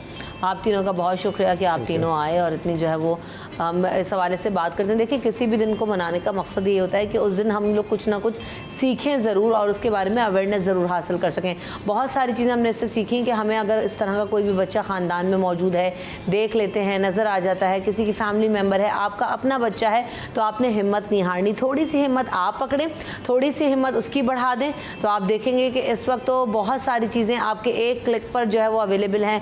आपको सारी इन्फॉर्मेशन मिल जाती है, आपको राइट इदारे मिल जाते हैं, आपको जो है वो एक्सपर्ट्स मिल जाते हैं जो कि आपके बच्चे को हेल्प कर सकते हैं, फिज़िकली भी, मेडिकली भी, मेंटली भी। तो हम अगर करना चाहें तो आज के दौर में बहुत कुछ हो सकता है। इसी बात के साथ ब्रेक की तरफ बढ़ेंगे। ब्रेक के बाद अगले सेगमेंट में हाजिर होंगे। आप तीनों का बहुत शुक्रिया कि आपने वक्त दिया। हाजिर होते हैं ब्रेक के बाद।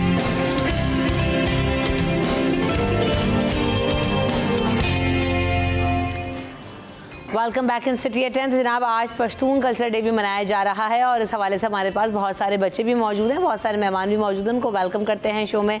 अस्सलाम वालेकुम, कैसे हैं आप? नेमतुल्लाह खान साहब हमारे साथ मौजूद हैं, साथ साथ महमूद साहब भी हमारे साथ मौजूद हैं और प्यारे प्यारे बच्चे जो सबसे ज़्यादा क्यूट लग रहे हैं आज, वो भी जो है वो पश्तून कल्चर डे मना रहे हैं। सुदैस हैं हमारे साथ, मिसबा हैं, अनाया हैं और बड़ी भरपूर तैयारी के साथ आए हुए हैं। तो नेमतुल्लाह, ये किस तरह से मनाया जाता है आज का दिन? सबसे पहले तो आप लोगों को शुक्रिया। और जैसे कि आपको पता है कि आज 23 सितंबर है और इस दिन को पूरी दुनिया में जहाँ पर भी पख्तून रहते हैं तो इस दिन हम अपना कल्चर मनाते हैं। कल्चर का मेन मकसद ये होता है कि दुनिया को हम ये बावर कराते हैं, ये दिखाते हैं कि जनाब ये हमारी पगड़ी है, ये हमारा कल्तूर है, वास्कट हो गए जिसमें हमारे शूज़ वगैरह मुख्तलिफ़ चीज़ें आती है। और इससे एक चीज़ ये होता है कल्चर से, मिसाल के तौर पर अब ये बच्चा है, ये बड़ा होगा, अगर इसको आपने किसी और कौम को दे दिया तो ये उनकी ज़ाहिर सी बात है, उनको उसमें वो हो जाएगा। तो अगर ये हमारे साथ बड़ा होगा तो इसको फिर कैसे पता लगेगा? तो इसलिए एक दिन को मुख्तस किया गया है। इस दिन मुख्तलिफ जगहों पे शोज़ वगैरह होते हैं, यूनिवर्सिटीज़ में और हाल वगैरह में, वहाँ पर इनको सिखाया जाता है कि इसको फिर पगड़ी कैसे है, इसको बांधते कैसे है, पश्तून रिवायात क्या है।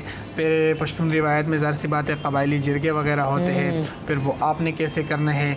और मेहमान नवाजी उसमें मेन चीज़ जो है वो शामिल है। जिस तरह मिसाल के तौर पे अगर हमारे यहाँ कोई मेहमान आता है और वहाँ पर हमें पता चला कि या आप आइए या और कोई मेहमान आए, तो हम मतलब हमें दिली खुशी होती है। अगर हमारा यहाँ कोई गरीब भी होता है लेकिन वो भरपूर तरीके से वो मेहमान को ट्रीट करता है, उसको लेके जाते हैं, उसके घर में जो भी होता है वो खुश होते हैं कि भाईजान मेहमान आ गया।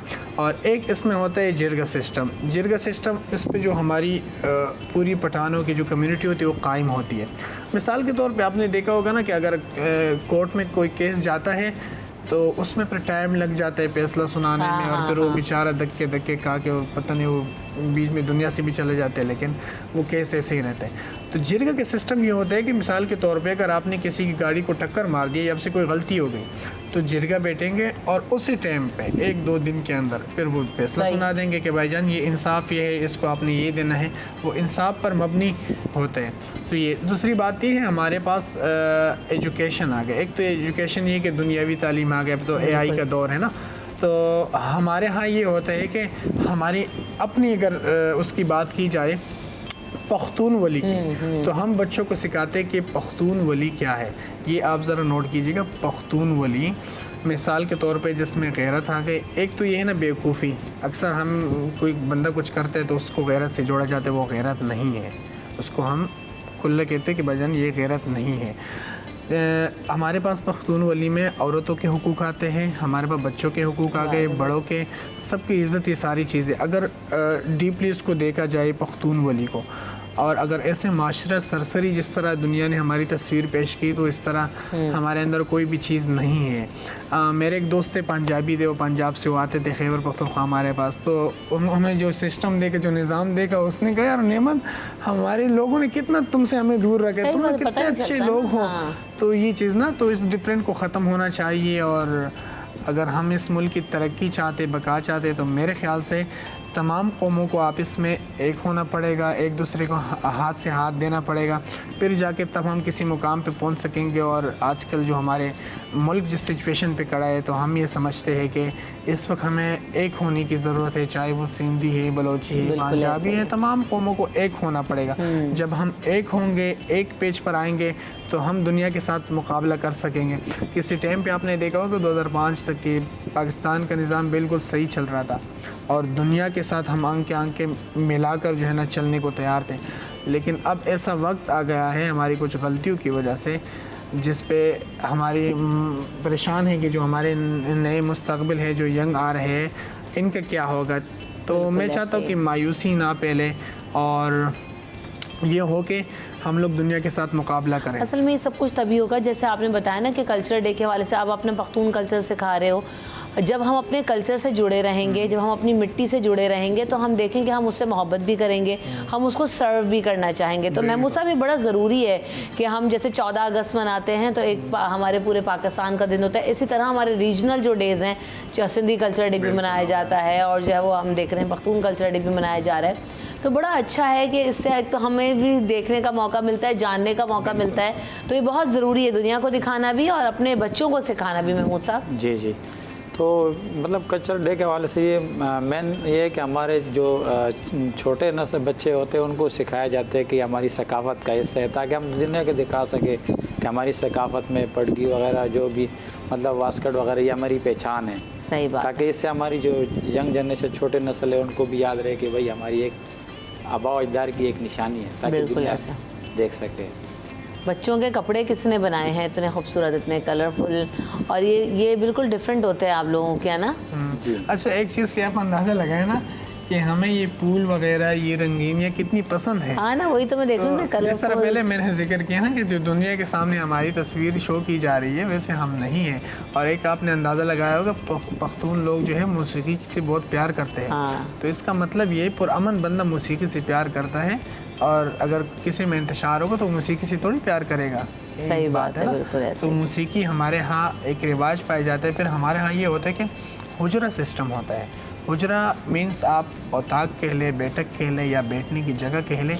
वहाँ ये होता है कि जो लोग आबाद होते हैं इर्द गिर्द के, वो तमाम तर लोग शाम को इकट्ठा होते हैं, महीने में एक बार या इस तरह हफ्ते में एक बार, जो उनका रिवाज होते हैं। फिर इसमें गाँव डिफरेंस होते हैं, उनके अलग अलग रिवाज होते हैं। उसको मैं ज़रा डीपली बताएं बिल्कुल। तो उसमें ये होता है कि इस तरह की चारपाइयाँ लगी होती, जिस तरह भी हम बैठे हुए ना, तो तमाम तर चारपाइयाँ लगी होती है और उसमें जो गाँव का बड़ा जिसको बनाया गया है वो बैठा होता है। फिर उसमें मौसीकी वाले आते हैं और इसमें एक चीज़ जो कि पख्तूनों ने बनाया है उसको रबाब कहते हैं। अरे बहुत हसीन उसकी आवाज़ है रुबाब की, तो क्या कहने। तो फिर उसमें फिर मज़ा भी आता है। और फिर पश्तों में अगर हमने देखे ना मौसीकी में, तो टपे ज़्यादा होते हैं, पश्तों के टपे।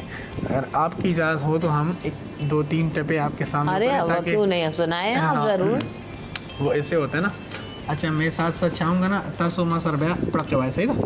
ये है माशाल्लाह कितनी प्यारी। अच्छा चले, अभी हम शुरू करते हैं। महमूद चले, सुनाए भाई। वाह, में पतंग रही। रुबाब भी ले आते, आपको बजाना आता है? नहीं, मुझे नहीं, सलीम भाई को आ रहा था, लेकिन हमने उससे रिक्वेस्ट की, लेकिन वो सो गया तो उसने कहा यार अभी मैं तैयार नहीं हूँ, नेक्स्ट टाइम इंशाल्लाह रुबाब जरूर है। चले जी, आप सुनाए। इसमें जो है वो आपका टैलेंट भी है, मज़ा भी आ रहा है, वेरी नाइस।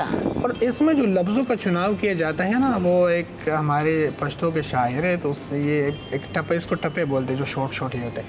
तो उसमें उन्होंने कहा है कि कारी वतन के अमन राग है, कारी वतन के अमन राग है, दमुला लुर गुदर तजी टपे वही ना। अब इसके मैं आपको मीन्स बता देगा।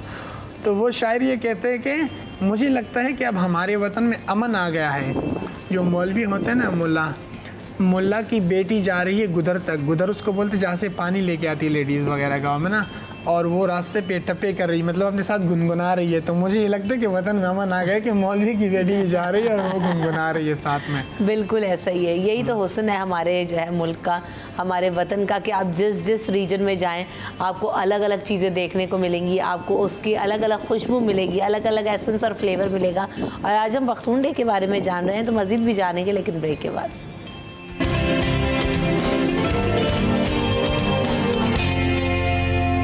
Welcome back in city at 10। तो सुदैस से भी ज़रा बात करते हैं। सुदैस हमें बताएंगे ज़रा अपने कल्चर डे के बारे में।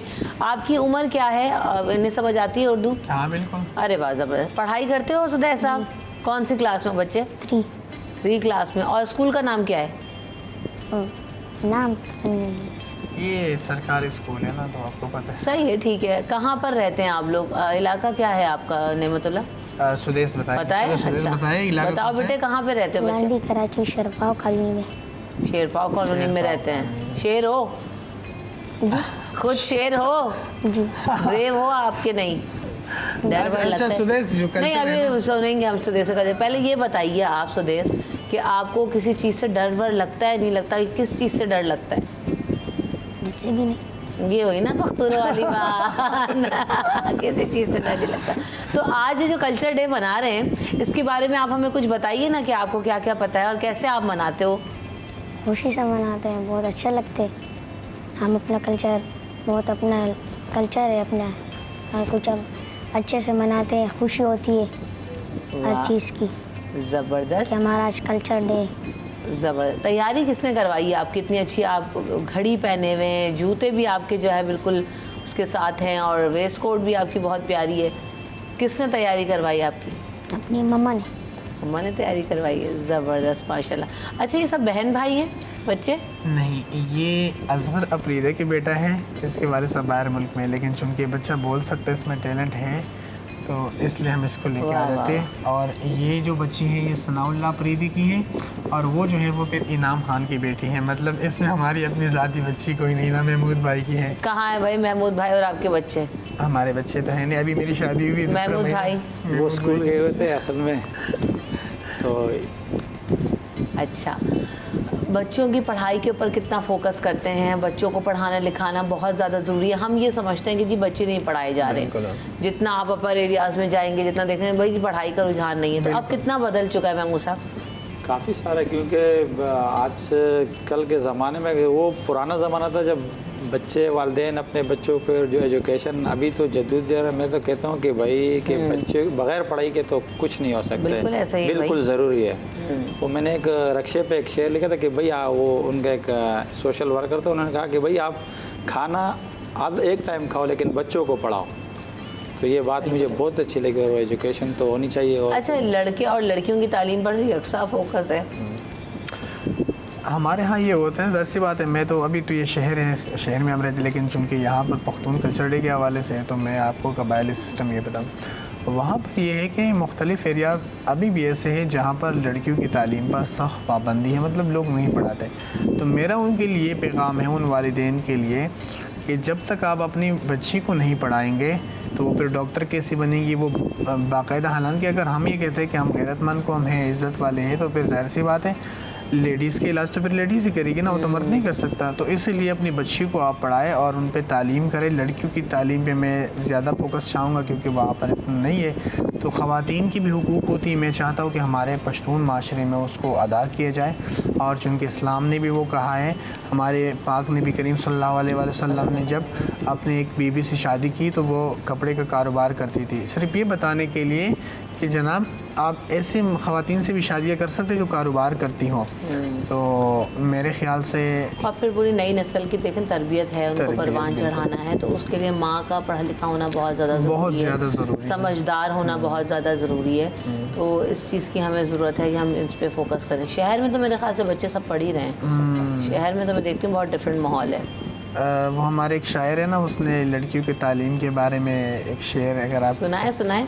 उसने कहा कि मैं ट्रांसलेट भी कर देता हूँ ताकि आपको समझ। उसने कहा दहूरु दे गिलमानो दे मालत तबला लारी दी, दहूरु दे गिलमानो दे मालत तबला लारी दी, पर जंग की जन्नत मगोरा जन्नत तबला लारी दी, पल्लुर दे सबक ओ आया, पल्लुर दे सबक ओ आया, तालीम आफ्तई का पदी के गैरत मगोरा गैरत तबला लारी दी।